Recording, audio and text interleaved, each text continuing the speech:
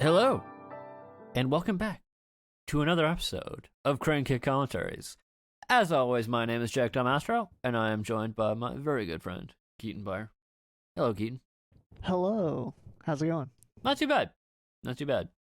What do we got to cover today, Keaton? Well, we are doing we're back and we are doing our part dose of, I almost said Office Space. I'm a little turnaround here, apparently.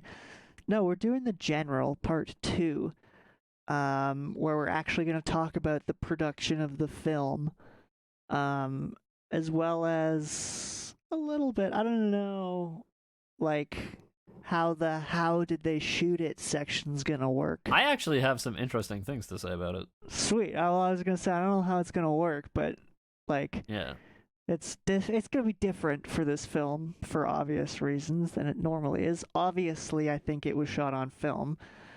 Yes. That goes without saying. But yeah, and then obviously we will probably have a bit of Trek, but we will get to all of that right now, I guess. Yeah. Yeah. All right. So where we sort of left off was Buster Keaton had come up with the idea for this movie. He based it on a book and basically was just getting set up to shoot the film. Yeah, so they found an awesome line in Oregon, train line, which was a pretty lucky thing, I think. Like, I guess there's probably a lot of little abandoned train lines in the U.S. Yeah, maybe. But I don't think it was abandoned. Like, I think it was partially in use. Okay.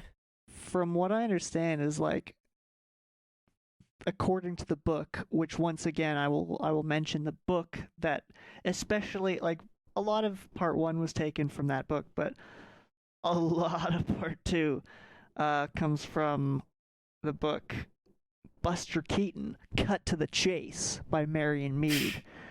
So that's got some. I haven't read the whole thing, but the chapters I read have some interesting information. Again, I want to mention again, I don't necessarily know how accurate all of it is because I think a lot of it comes from Buster Keaton himself. I mean, she does have some other sources, like there's definitely like research in there, like it's not just like total speculation, right. Like it is a good, like, well written piece of work. I mean, it's just a lot of the actual information that is out there comes from Buster Keaton, and he is not necessarily the most reliable necessarily. I mean, he's not proven to be a liar, I don't think. No, but I mean but he seems to exaggerate. Yeah, I would say that that's fair. The location manager, I just want to mention his name again because he has like such like an early Hollywood name. I know this wasn't Hollywood, This was New York, but his name is... Well, no, they were in Hollywood at this point. Oh, were they? Yes. Oh, yeah, well, I'm just saying at the beginning of his career, it was New York, yeah, but at this point, right. Yeah. Burt Jackson. Burt Jackson was the location manager. Yeah. But yeah, so this railroad, they had 2 Civil War era locomotives that they were going to rent for the production or buy. I don't know exactly how that worked, but they were going to use these 2 locomotives, but they well, presumably, as we will talk about later, they would have had to buy one of them. Yes, they cannot. Yes. We will talk about that. But yeah, but Buster's first step in the production was that he attempted to, quote unquote, borrow the actual real and true General locomotive from the Chattanooga Museum. So, as we discussed last episode, the General is a real locomotive. Yes. That took part in a very real, daring locomotive chase. Yes, indeed. However, they did not allow this, correct? Well, initially they obliged. Really? They quickly rescinded their offer after there were some complaints about the plans to make the movie. Like apparently people complained to the museum, and it came to the museum's attention that Buster's film was going to be a comedy, and they thought that that Wait, was so had they started filming yet? no.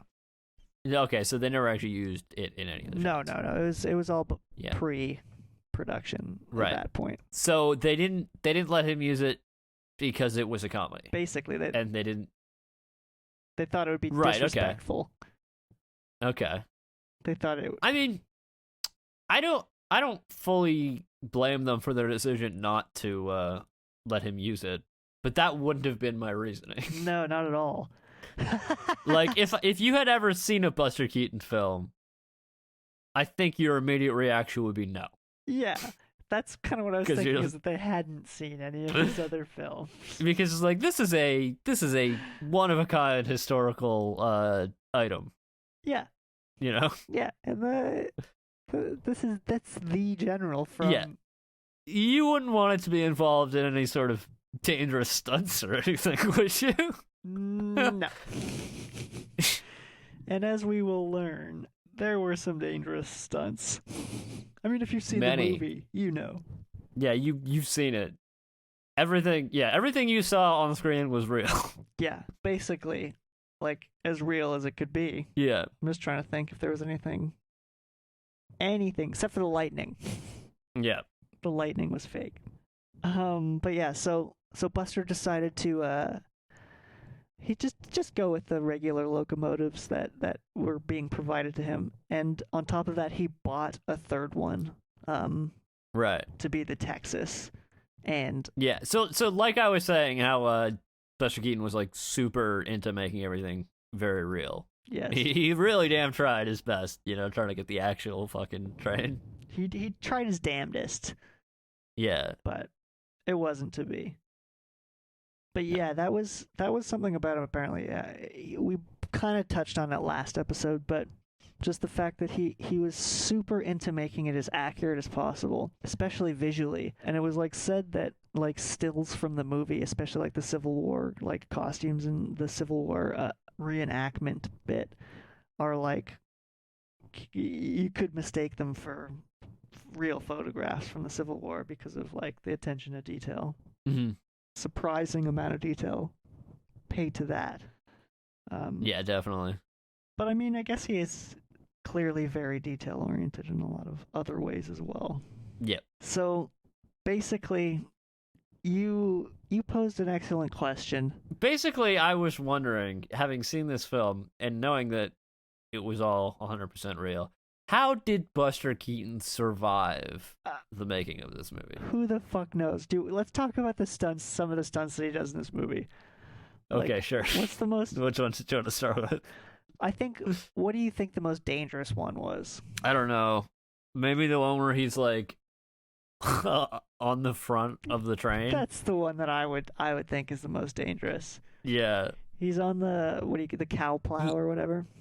Yeah, the cow catcher, is it called? Yeah. He's clinging to the front of that. For that's the cat. This is a word that I learned while researching Oh, this really? movie. Yeah, I'd never heard of that before. Which word? I know what it is, but like it's basically that pointy thing on the front of the train. Oh, the cow catcher. Yeah. I Yeah. had heard that before. It's pretty gruesome why it's named that. I mean, it's pretty clear. It's self-explanatory, I think, but yeah. So cow catcher, for those of you who don't know, it's the pointy thing on the front of a train. Yep, pointy thing for catching them cows. Yeah. But yeah, so he's like, it's when he's like sitting on that and he like runs ahead and picks up the beam and then falls back onto it. It's like if he slips at all, he's Yeah. getting crushed by a train. If he mistimes it, the train, like there's a possibility the train, I don't think it could get derailed, but regardless, you're sitting on the front of a moving train. Yeah, and given all the other accidents that happened while making this movie, I'm surprised that he didn't make any mistakes while doing the really, really lethal things. Well, that's the thing, is it seems like, because like mostly the lethal things were just him. Also, I wanted to point out, I kind of noticed this for the first time. Like I've seen this movie tons and tons of times, but yeah. at the very end when he's being like awarded like when he turns in the Union general as like a POW, and he's like sitting there, and his gun goes off. Yeah. It looks like it looks like he actually shot a bullet into the ground there. Yeah? Because if you look at the ground, like where it was pointing, it's clearly massively disturbed. Like I think he actually shot a bullet into the ground. Like I don't know how blanks work, so they might have enough. Yeah, of a discharge. I don't know. Maybe a blank would be enough to do that because it is still firing all the force to the thing, right? Like yeah, exactly. There is still. I don't know. I'm not a firearms expert, but to a degree, but yeah. Yeah. I don't know. But that, yeah, it's still. But yes, so one of the other things we talked about was the budget in the first episode. Yeah. Was obscenely high. Mm-hmm. And I think there's a quote here from Marion Mead's book here that kind of puts that a bit into perspective. If you want to read this next bit here. According to the United Artists press release, at one time there were about 3,000 people on the payroll. While this sounds like an exaggeration, there is no doubt that Keaton's recreation of the Civil War was adding up to a fortune. Cost of production time was estimated to be about $400 an hour. Jesus Christ. Yep. Now, mind you, $400 an hour doesn't. I mean, that's a lot, but that's not that much by Hollywood. It's really nothing by Hollywood standards, actually. Now. No. Yeah. But yeah, at the time, 1926. That was pretty insane. Yeah. It goes on to say, by midsummer, the picture business was buzzing with rumors that the general's costs had passed $500,000 and now might even total $1 million, a shocking amount for a comedy. Word traveled that Keaton was completely out of control. Unable to find a suitable bridge for the highlight of the film, he decided to build one. I mean, so we should probably talk about what the highlight of the film was. Yes, that they're talking about. Go ahead, enlighten us. And that is the scene where they they destroy a train on a bridge. They destroy a bridge, and a train falls off of it. And subsequently also gets destroyed. Yeah, they both get destroyed. Now, naturally, because, Buster Keaton was a stickler for realism. Yeah, quite a stickler. This had to be done with a full-size train on a full-size bridge. No, it wouldn't look good with miniatures. I know. No, none of that shit. You couldn't have guys in the foreground. Exactly. I mean... You could, but it wouldn't look as good. Yeah. So, I mean, naturally, of course he would have had to build his own bridge. Oh, yeah. What, is he going to blow up some other bridge that somebody built? Yeah, he's got to, you can't just blow up someone's bridge. You got to build a bridge. That's just polite. Yeah, that's like, if you're going to blow up a bridge, you may as well build it yourself, right? Yeah, exactly. And anyway, so, this one shot, cost $42,000 in 1926 dollars, which adjusted for inflation is about $628,000 Holy shit. today, just for that single shot. Yeah, and it's about what, 8 seconds? Yeah, about 8 seconds. Yeah. And they only were able to shoot it once, I presume. Oh yeah, that's a one-take shot. Yeah, and that also makes it the most expensive shot in a silent film of all time. Yeah, it makes sense. Like, there's so much going on in it that adds up to that. Like the building of the bridge, the destroying of the train that you have to buy, like the fact of how many people were on set during that scene. Yeah. I mean, also, he wanted to just make sure he got the right shot, so he had 6 cameras all filming it. Yeah, and there was an explosion expert as well. 6 cameras. Yeah. Oh yeah, and people thought, because it was like a whole event, right? Because it was going to be like the whole town that they were filming came out to watch the train. This is the climax of the film. Yeah. This is. And we should have mentioned a bit, but like this production, as you said, was 3,000 people. Yeah. So, and they were filming in these like tiny Oregon towns. Like they were on location, like those tiny towns. Even that place that like where he signed up for, where he enlisted, like Hmm. that's on location. So these like Yeah. tiny little railroad towns. So 3,000 people roll in. It's like this is the town's new economy for the foreseeable I know future. exactly. So like apparently, yeah, they like the towns in the area did use the railroad, but they didn't care that it was shut down because everybody again was like absorbed into the economy of this Right. of this film.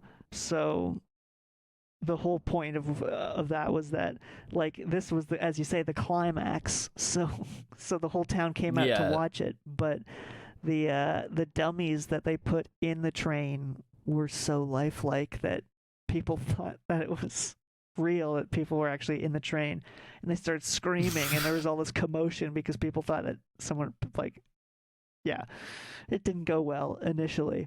Right. I'm wondering how they. I guess they rigged the train to like just go on its own. Yeah, probably. Which is Yeah. begs the question even further: why did they need an engineer initially to steal that train in part one? Well, I don't know. They didn't have the fucking technology that they had when they were making this movie. It's the same engine. It's a Civil War era engine. It's the same technology. No, but they modified it using advanced Oh, right. 1920s technology. Yeah, I'm right. sure. It's like how, You know. yeah, in today's films, when they have like an old fashioned car, the insides aren't old fashioned. Yeah. I mean, I honestly don't know, but I mean, presumably they rigged it in some ways so that you didn't have to have a person in there. Yeah, so this is from the Marion Mead book. The engineer who started the Texas rolling leaped down, leaving behind a dummy at the throttle. The timbers of the bridge. Oh, so they didn't. They literally just had him jump off. Yeah. That sounds so fucking stupid. Yeah, leaving a dummy at the throttle. The timbers of the bridge had been partly sawed, and when the dynamite charge went off, the bridge snapped in half. The engine dropped. Okay, this is a bit dramatic How did writing. nobody die? I don't know. The engine dropped into a twisted, steaming pile in the river. Because the dummy looked so lifelike, spectators began screaming. The crash set off the train whistle, which continued to screech. Afterward, it sounds like chaos. Yeah. Afterward, Keaton posed for still photos standing on the wreckage. He was, quote unquote, happy as a kid, reported the Cottage Grove Sentinel. So it sounds like he was having a grand old time. Because he's literally just playing with trains, and then he just gets to blow up his train. Fucking massive full-size trains. It was also a climax in more ways than one. Yeah. I don't know if you know what I'm getting at here, but the scene with the Civil War reenactment, which was the same shoot. Yeah. Something broke out that was a little thing that plagued this film Oh yes. from the start to the end. Are you talking about the fires? I'm talking about the fact that everything in this film was constantly on fire. Apparently, no unions, huh? No. Also, just yeah. No. Nobody's fucking concerned with anybody's safety. Apparently. Yeah. So not only did they cause fires, like on set, but oftentimes the fires would spread to nearby farmers' fields or forests. Yeah, well, if you look at the one shot, for example, where like at the end where they like shoot the wheel out from the train with the cannon, Yeah. like they actually blow up the wheel of a boxcar. Yep. And you can just see that there's like just dry grass around, and like the wheel is just like on fire. It's like, yeah, no shit, fires broke out. Like it took no effort to like fireproof the. Yeah, exactly. At one point, they a set of farmers' haystacks on fire, Yeah. and naturally, the farmer was none too happy about Oh this. yeah, haystacks are important. They serve a purpose So, if you're a farmer. I'm not sure what it is, but hiding what needles, I haystacks? think. Yeah. It's to feed animals, isn't it? Well, hay is to feed animals, but like a haystack, I guess that dries out the hay, right? Yeah, I don't know. I'm not a It farmer. serves a functional purpose.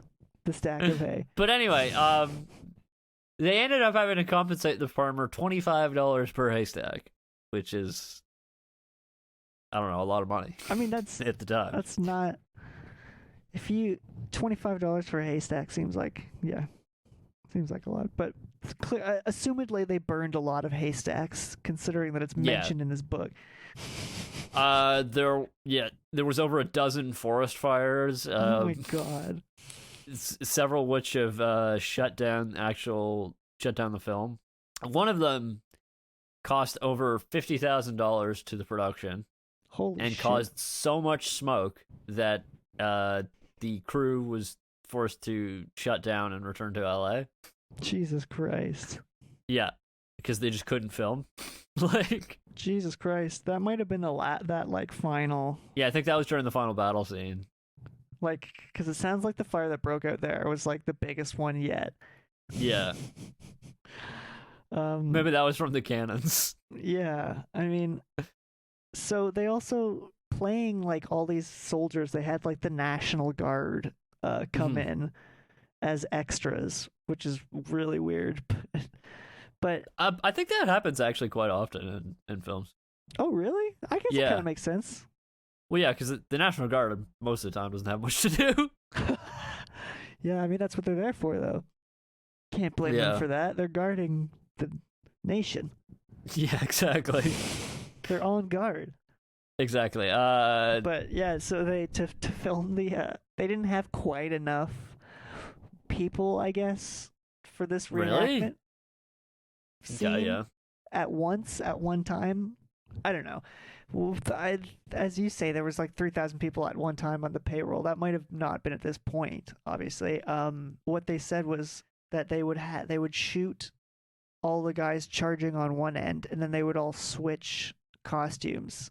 Oh, they would switch to the yeah, that's funny. And then charge the other way. Yeah, I guess you couldn't fit them all in one shot anyway. Yeah. Why not?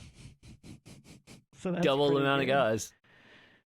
But that's what I was mentioning to you in episode 1, right? Yeah. Like the Civil War aspect of this movie is not that important yet.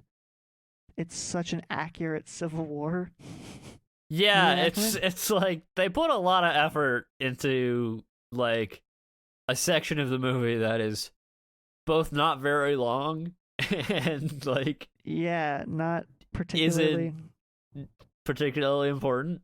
Like it is consequential if you consider, like, I guess the thing is, like, at the time and in Buster Keaton's mind, yeah, I guess I'm speculating, obviously. Again, we haven't dug his corpse up yet, so I don't know what's in there. Yeah, we will. But yeah, we'll get in that skull. But I guess for the story, it is super important. If you consider the story to be important, I would consider the story to be more important if it made more sense. Yeah, like it feels like it's a huge character development. This is where the whole comedy drama element doesn't mix very well. Yeah. Well, okay, so it seems like he put in a lot of effort into the story and then didn't do a very good job of making it come across. Exactly. It's like there's a lot of detail there. It's just you really gotta look for it, you know? Because when I was a kid, I just skipped through all that. Yeah, you just watch the train scenes because that's the whole fucking point, right? Anyway, so just to sort of sum up the production of this film, like, it seems like Buster Keaton had a lot of fun. Yeah, it seems like he enjoyed himself. He went off. But nobody the people sort of a little bit removed from him did not. Yeah. In fact, it was considered to be a bit of a disaster by some people. Yeah. So, what was his name? Schenk? Joseph Schenk, was it?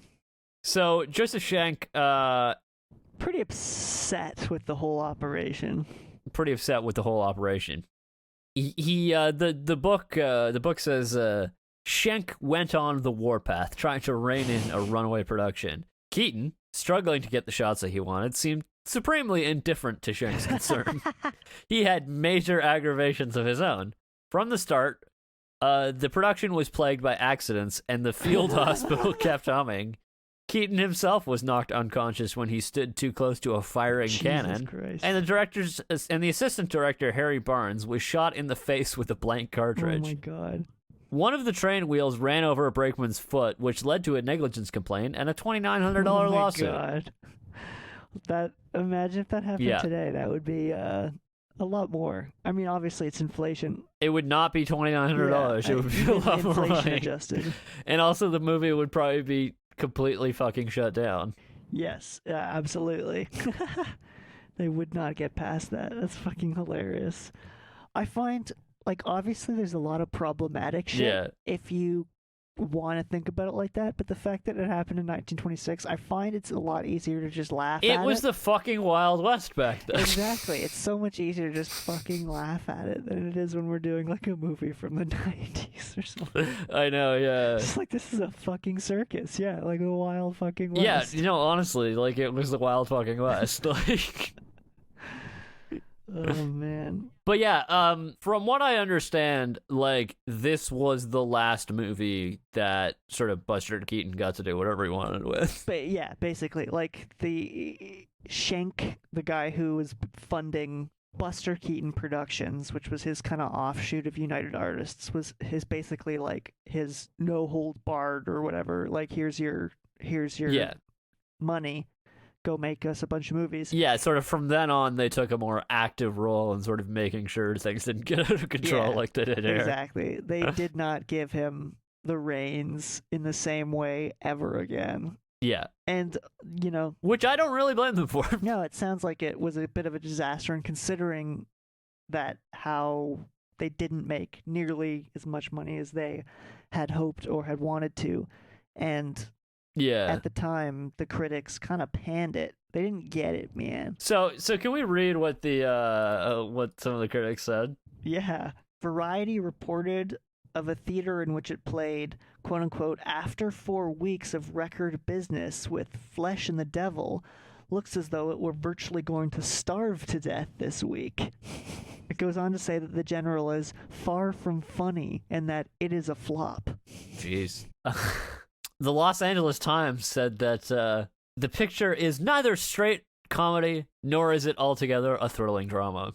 I could agree with that statement. Yeah. And goes on to say that the picture drags terribly with a long and tiresome chase of one engine by another. What do you want? Who is this? That's the whole movie. Who is this? Like, what do you want from a movie? That's so exciting. Like, literally, what do you want in 1926? How could it be better? I'm so pissed off at this writer. Like, seriously. The New York Herald Tribune said, it was long and tedious, the least funny thing Buster Keaton has ever done. Wow. I don't know, man. Like, these are some harsh reviews. Like, I get that it was a bit... It didn't really know what it was. Yeah. I also think sort of at the time, like, I think people were sort of a bit tired of this kind of film. Yeah. Yeah. Like, they'd probably seen this all before, Yeah, his bits were a bit tired. His shtick was wearing thin. Yeah. And just the shtick of silent films, and because as you've mentioned, I believe last episode, maybe it was this episode. Yeah, so this is towards the end of the silent era. Yeah. So, and his shtick is supreme silent era. Yeah, exactly. But yeah, obviously, I guess this film has aged a bit better than people thought of it at the time. But yeah, this is considered by many to be one of the all-time classics of the silent era. Which is such a turn. It's like, It's such a turnaround, so yeah. annoying when that happens. What do you mean? Just like when it's at the time, it flops, and then Yeah, it's just come on, appreciate it. I know exactly. I mean, I get why. I get it. I understand like where they're coming from, to be honest. Yeah, they're. But I do think that like those fucking train sequences, man. It's just an How can you not appreciate it's just that an shit? achievement. I don't know. I know exactly. It's like there's so many actual issues with it, but yeah.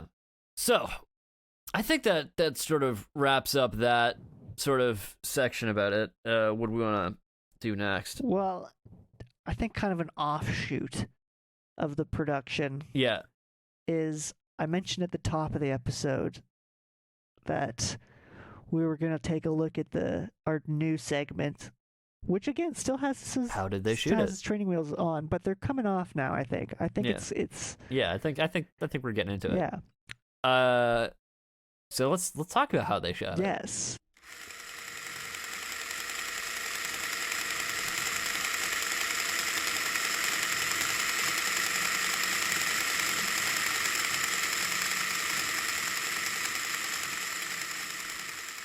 So this is the segment where we talk about exactly how they shot it. Keaton tries to guess if there is anything interesting about the way they shot it.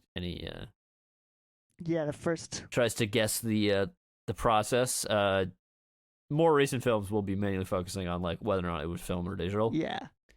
But I think it's obvious here that it was on film. Yes, and then this At least it should be. exactly. It should be obvious that it was on film. I don't know what the alternative is. There is no wax disc. I Could you? I don't know how you could. You could. There are ways you could do it. Yeah, it would be a tedious process, I think, getting video footage out of a wax disc. Well, I mean, this is a bit of an aside, but you know the Voyager record? Oh yeah, yeah, It actually has pictures on it, yeah. so you could put pictures on the wax cylinder the same way. Oh, that's sick. I'm gonna spare you the explanation of how that works because I think we have other stuff to cover. Yes, we do. So, but that is interesting. But yeah, unfortunately, I can't. I stumbled across during my research. Yeah, I mean, although I think what you did find here is I should think is pretty straightforward Yeah, exactly. and hopefully obvious. Yeah.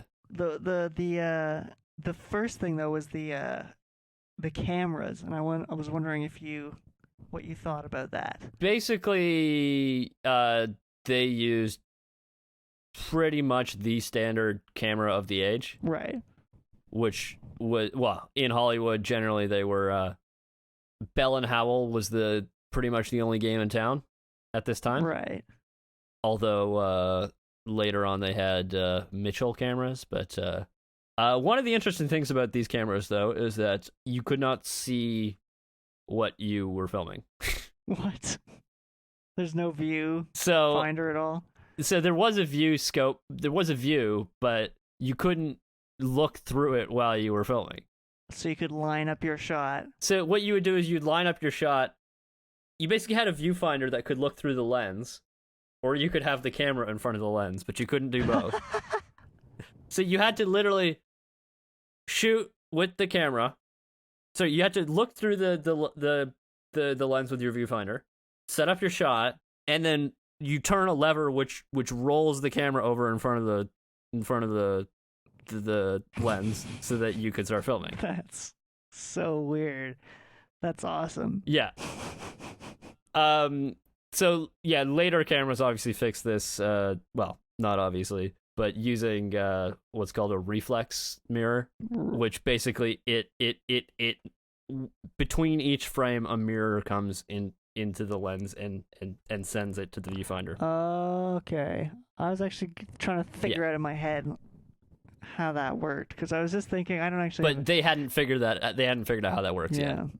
So as a result, like actually most films, pretty much every film made at the time, they They were essentially just doing it all in their head. That's, again, we're saying it really redefines, or rather, I guess it doesn't redefine. It defines how it defines at the time, but it's a totally different way of making movies.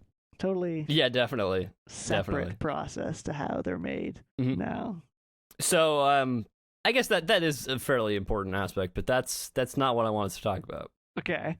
Did you notice anything odd about the way the movie looked? Did I notice anything odd? No, I don't think so. So I'm gonna ask you another question. Okay. In silent films, why does everybody wear such thick, like, white makeup on their face? Do you know? Because of the exposure and the lighting, it's easier to pick up contrasted, like, shades. Almost. You're so close. So, this was shot on what is called orthochromatic film. Orthochromatic. Yes. Now, that is film which is only sensitive to blue light. Interesting. So the giveaway for this is the Confederate flag, actually. Oh, God. So you can see when they're carrying the Confederate flag looks black. Yeah. Right. I see. Also, if you look in the sky, you will see there are no clouds. Oh, because because it's only sensitive to blue light, which means it can't tell the difference between blue and white. Okay. This is why people put so much face paint on their face. Because what is in everybody's face? Blood. Blood. What color is blood? Red. What color does orthochromatic film not pick up? Red. Yes. So basically, essentially, all of the red parts of their face, like near their eyes or around their mouth, would come out black. Would have looked. They would come out black on the film. That's intense. So everybody would have looked like a fucking ghoul, like a fucking zombie. Yeah, that's why everybody in old movies wears the such thick white. It's not just because of the slow film. I did not know that. Interestingly, this is actually probably one of the last movies that was done using orthochromatic film, because panchromatic film, which was invented around this time, became very popular afterwards. And what does that mean? That's panchromatic film means it's sensitive to all colors of light. So it's similar to Panavision. Well, no, actually, not at all. No. I mean, I guess you could shoot panchromatic film in a Panavision camera. But does pan come from the same? Is the pan related? Like, pan means like all, like right. Like panchromatic is like all colors, and right? Panvision means all vision, right? Panavision, yeah, I guess. I don't know. I don't know why they picked the name. I noticed when I was watching this movie that it looked really good. Yeah, like it was super HD. Yeah, it was super HD, and like you don't often find a film from this era which has been preserved so well. No. And I also noticed that, there was something about it that seemed very, like, substantial and sort of lifelike. That is because this movie was shot at 24 frames per second. Right. Well, I was going to say, it doesn't, like, the movement seems a bit more natural and smoother. It's smoother than most silent films. Because, like, 24 frames per second, obviously, that's the standard frame rate that most movies are done at. So that doesn't seem particularly notable now, but at the time, and for example, when we're talking about Nosferatu, and we were talking about the speed differences, that movie was shot at 18 frames per second, which is noticeably more jerky and less smooth. Weird. Looks weird. Which works in that film. Which does work in that film. But yeah, so I just thought that was interesting, that this is a silent movie that is shot at 24 frames per second. I did notice that, actually. Like, now that you mention it, like, it did kind of, it seems slightly smoother and more natural than a lot of. Yeah. which kind of adds to his It physical. adds to the stunts, man. Yeah, exactly. I mean, it seemed way more intense. Exactly, yeah. Um, It makes it seem way more believable and real. exactly, exactly. Yeah, so naturally, although that would have cost him more money, though, because, more frames means more foam, right? Obviously, yes, of course. And I Yeah. believe he edited this film because I think Yeah? he edited it. Wow, I'm bad at saying that word. Most of his films. Right, okay. That's pretty cool. I Yeah. mean, I feel like it might not be that difficult because it seems like he did a lot of things in just one take. Because if he didn't, then it would have been. You would have died. Yeah, exactly. If he didn't do it correctly the first time, he'd be dead. There'd be no film to edit. Yeah, exactly. 'Cause he'd be dead. So yeah, that's there were some somewhat interesting things about this movie. That's pretty cool. I didn't know that about the white paint and the makeup. That's interesting. So if you ever hear somebody say like, "Oh, it was because the film was so slow," you can be like, you can "Actually, you can be like a well, actually kind of person." It's because of orthochromatic film." Ortho. Have you ever heard of something called orthochromatic film? Yeah. You can be really fun at parties now. Yeah, exactly. Actually, if anybody is sufficiently, interested and wants to like try out for themselves what this would have looked like, Yeah. you can duplicate the effect of orthochromatic film by taking a blue filter Oh, really? and putting it in front of your camera and shooting in black and white. Will that work with your phone camera? If you can put your camera in your phone camera in black and white, yeah. That's awesome. Yeah, that's cool. And also, speaking of if people don't want to talk to you at parties, come join us at our Discord server. Yeah, we'll talk about orthochromatic film all night. Yeah. Also, you can still buy orthochromatic film. Who makes it? A company called Ilford. You can't buy it for motion picture use, but you can buy it for still photography use. And I might get some and try it out. Is there a reason why you'd want that?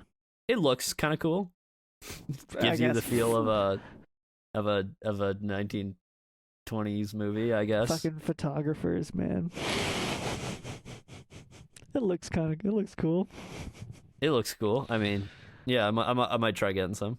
Try it out. See what it looks like. Yeah, I mean, it'd be interesting to see what it looks like. So that is how they shot it. Hopefully that was informative. That was a good one. I'm liking this new. You know what? Training wheels are gone. This is an Training adult. wheels are off. This is an adult segment now. We can ride a regular fucking ass bicycle. This is a big boy. Oh bicycle. wait, actually, there was one more thing that you kind of oh put yeah, on the outline there. Just Because I just think this is, and I was actually wondering this when I was watching the film. Yeah, just like the actual. Because I was thinking, so they had a train, right, that they were filming. How did they track the train? Like, there are plenty of shots where the train is moving, but the camera is also moving, right? Yeah. They had a special car that was built, like automobile car. Sorry? Like automobile car, not like train Yeah, car. exactly. Not a train car, yes. Yes, a special automobile that could be driven along next to the track. And where there were two parallel tracks, they used a train. They used a railroad car that was tethered to the other train. It must have been a real pain in the ass to set up these shots. Yeah, they must have needed like a fucking engineer like on set to just like come up with these like things. Yeah, like the timing and just. And how did nobody die? Yeah, like one guy got his foot run over. Yeah, was the worst thing that happened. Sorry, Buster got knocked unconscious a couple times. I mean, it kind of goes without saying that he's gonna get injured at least once on his. Yeah. Oh, you know what? I totally forgot to mention earlier on. Yeah. In the production segment is apparently they would like stop and like organize baseball games Oh yeah. all the time because like Buster Keaton was obsessed with baseball. Okay. And like the people of the town that they were like, that they became the economy of. They apparently some of them said that he was like he could have been a professional player. He was the best damn shortstop I ever saw. Right. It's like really weird detail. Yeah, I don't know. You never know. Maybe that's true. Maybe it's exaggerated. Who knows? Who knows? It's probably exaggerated. Okay, so Burt Haynes is listed in the credits as photographed by, which I think is funny because it's they didn't have the names for all the roles yet. He wasn't director of photography. It just said photographed by. Also, Devereaux Jennings, also listed as photographed by. Which is, it's, as you mentioned, a slightly more difficult task when you can't see what you're photographing. Yeah. I mean, they could see what they were photographing in the sense that it was in front of them, but, like, you're not actually seeing the thing that's going to be on the film. Yes. Yeah. Precisely. Moving on, I think we only have one segment, or two segments left, actually. Yes, well, we've got a fun segment and then a culminative segment remaining. So let's jump into the fun segment. Are you talking about this segment?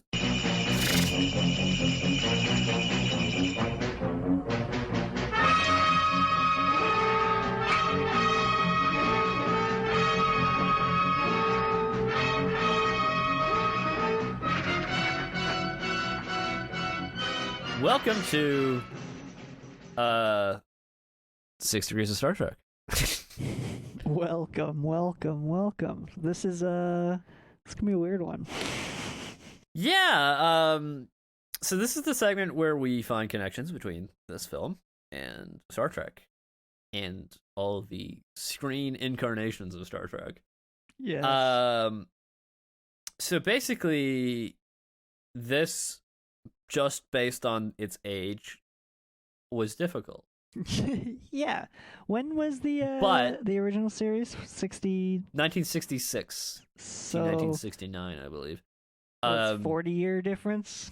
Yes, but at least this movie is an American movie, which makes it a little bit easier. That's a good point. The Nosferatu was also Nosferatu was, and it was 10 years earlier too, wasn't it? No, it was around the same. It was 4 years earlier. Oh, okay. So around the same time then. Yeah. It just looked older because it was made in Germany, and I guess their equipment wasn't as good. They didn't have all that sweet Edison equipment. Yeah, exactly.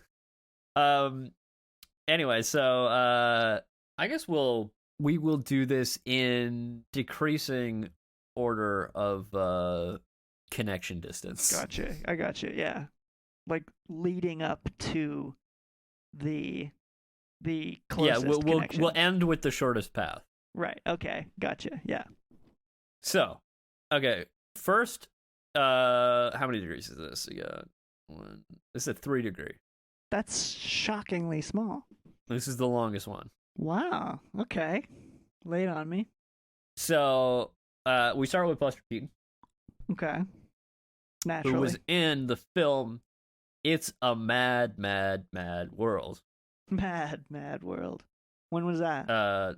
Sorry, that was in the 60s. What year was it? 1963, so very late in Buster's career. He died in 66 as we found out. He died in 66. So, in that movie was a man named Don Knotts. Oh, yeah. And Don Knotts was in Chicken Little. Fucking right he was. You know who else was in Chicken Little?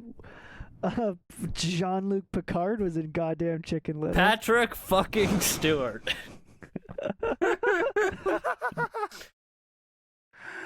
Oh God, That's a good movie.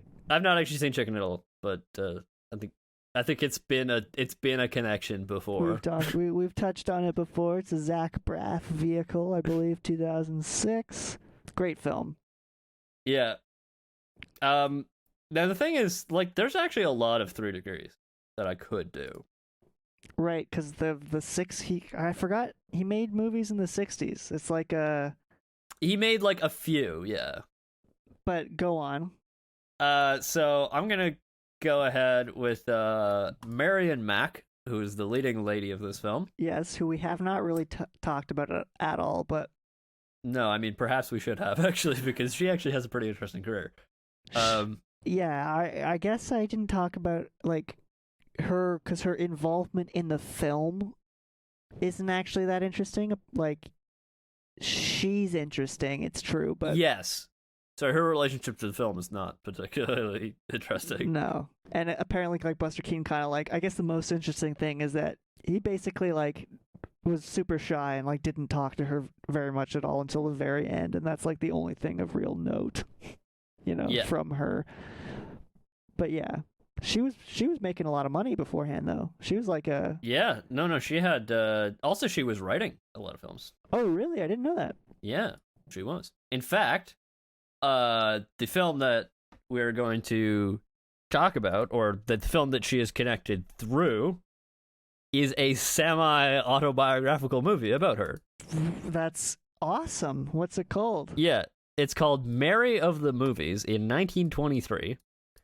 It is based on the career of Marion Mack and was written by Marion Mack. And when did it come out? 1923. It came out It came out before the General. Yeah. How old was she? I don't actually know. What is the? How did she have a career to make a movie about 3 years before this movie? I'm so confused. Yeah, I'm not exactly sure. Like, what is this movie about? It's an autobiographical movie. It says under the plot, Mary, a country girl, moves to Hollywood to become a star and earn money to pay for her brother's operation. She meets many famous stars but has difficulty getting work. Finally, she gets a break when her resemblance to a star leads her to being cast in a film. So I think maybe she wasn't famous at the time this movie came out. Right. But it was kind of like her big break. But like it was kind of, she came up with this idea, but it was just her life basically. Right. That's interesting. Yeah. I like that. I'm gonna watch that movie. Yeah. So anyway, also in that movie, was Carmel Myers. Okay. And she was also in a movie called Wonton Ton, the Dog Who Saved Hollywood. Say that one more time. Wonton Ton or Wonton Ton? I don't know. Like Wonton Ton? Wonton Wonton. Wonton Ton? I don't know. The Dog Who Saved Hollywood. Oh, oh yeah. I think I've heard of that. Yeah. Wonton Ton? Wonton Ton?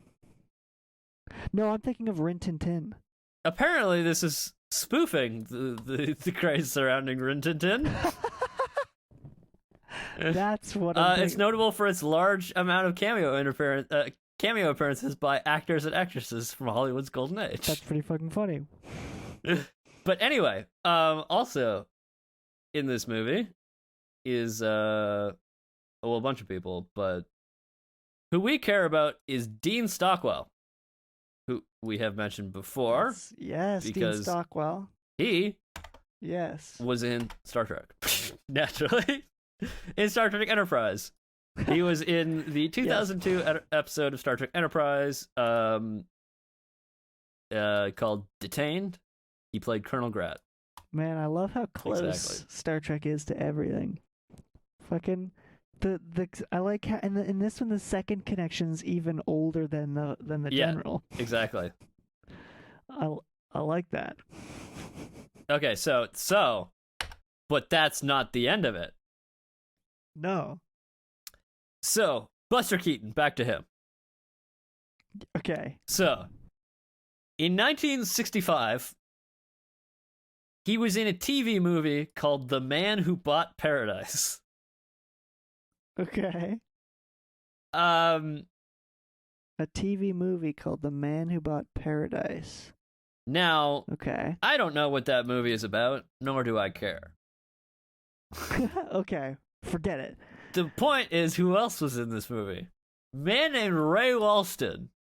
So this is a 2 degrees. Ray Walston, because Ray Walston has been in 2 episodes of Star Trek Voyager. Ah, yes.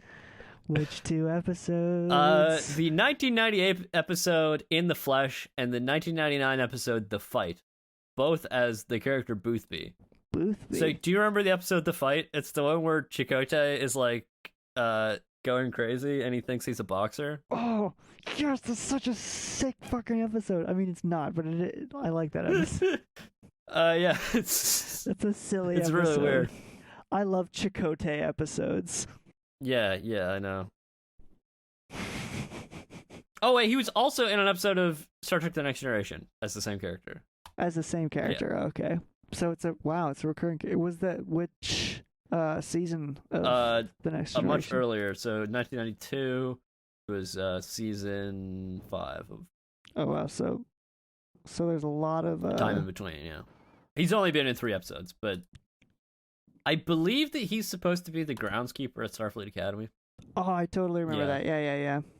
If memory serves me correct, I have a lot of Star Trek facts in there. I don't know if I can keep them all straight. Yeah, there's a lot of things bouncing around in there. It's a shock that anything comes out. Yeah, exactly. In the right order. Exactly.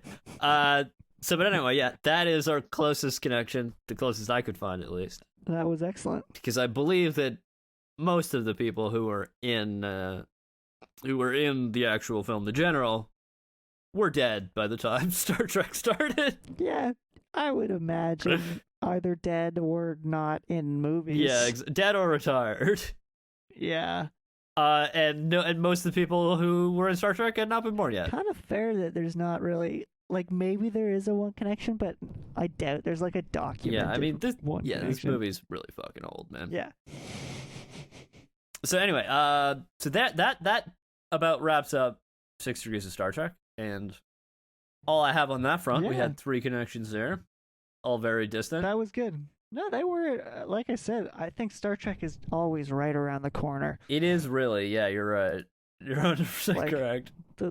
I was expecting like 4, 5, even maybe a 6 degree, but you didn't even exceed 3. No, I did not. And I bet you I could have come up with more 2s if I really tried. But I don't got time for that.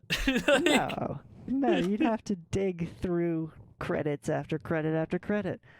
Exactly. I like the ones that I could just like pick them off from memory. Those are fun, yeah, because that's when you get to really like, what's the word? Extol, expound.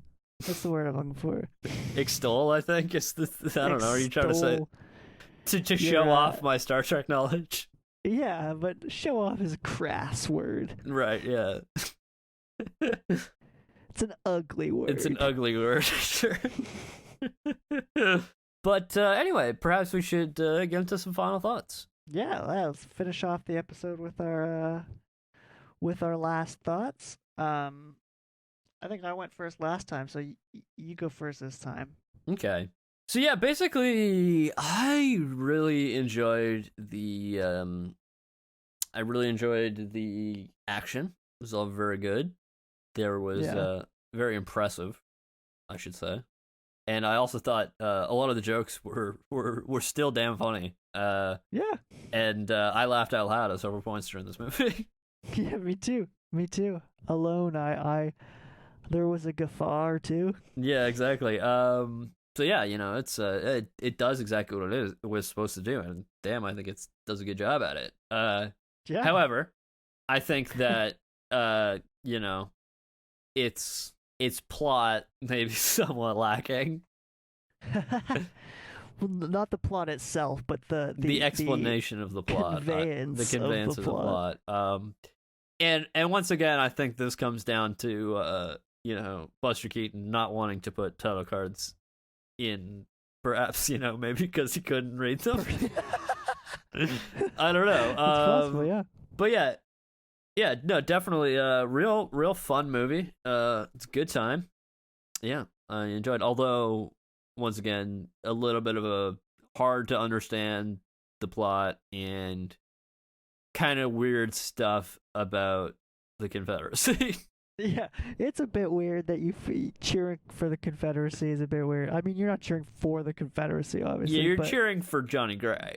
for Johnny Gray, and he's not even like.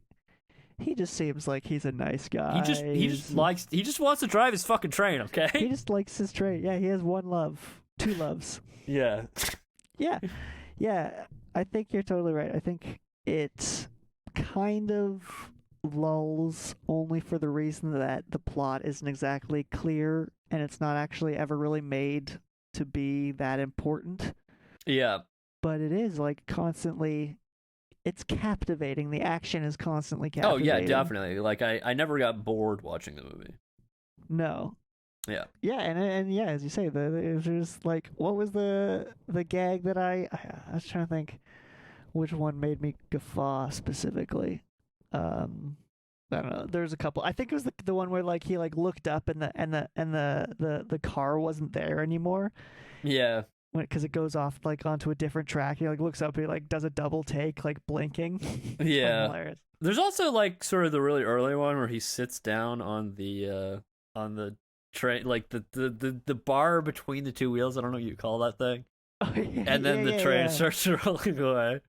Yeah, that's a great. That's such a dangerous bit, though. Oh yeah, he could have got killed so fast. Like yeah. Also, the bit where he initially also goes to chase after the train and like the car's not connected, so he just drives away without the back car, and all all the troops are on it. Yeah, that's a good one too. Oh, and then when he does the leap onto the bicycle, that's a good one. No, yeah. Yeah, a lot of good. It's a funny movie. It is weird that it's got like it's a strange mixture of comedy and action, but it actually it does. It's the rush hour of its day. Exactly, but yeah, like the action is funny. You know what I mean? Yeah, and it's interesting. He just is so captivating at putting like bits and scenes together. Yeah, like, just like the canon thing and like clearly fearless. Clearly fearless, yes. Like clearly, honestly beyond fearless. Like he might have had a death wish. Yeah. In this 10-year period, it's hard to say. Yeah. What I would say is that once again, this movie is in the public domain. Yes, you can watch it right now for free. You have no excuse. Go watch this movie. Yeah. Unless you don't have like, I don't know how long is the movie, an hour and a half to yeah, it's like an hour 20 minutes. Hour and 20 minutes. If you have an hour and 20 minutes to kill, which let's be honest, you do, because I don't know. If you live in the same if you live in Ontario, yeah, you do. If you live where we do, when we do, then yeah, you got some fucking time to kill. So go watch the movie. If not, also go do it because you can. Yeah, because you can. Hope you enjoyed. We'll come back at you next week with a new film. As always, follow us if you can or you want to, if you want your updates. Yeah, and check out our new Discord, which will give you links. It'll be on our social media. Check us out on Twitter, Facebook, Instagram, etc. Etc. Actually, pretty much, I think that's it. There is no that's all of them, yeah. We have a website, WordPress. We do. We have a WordPress, so it'll be on there too. Yeah. All right, guys. Thanks for listening.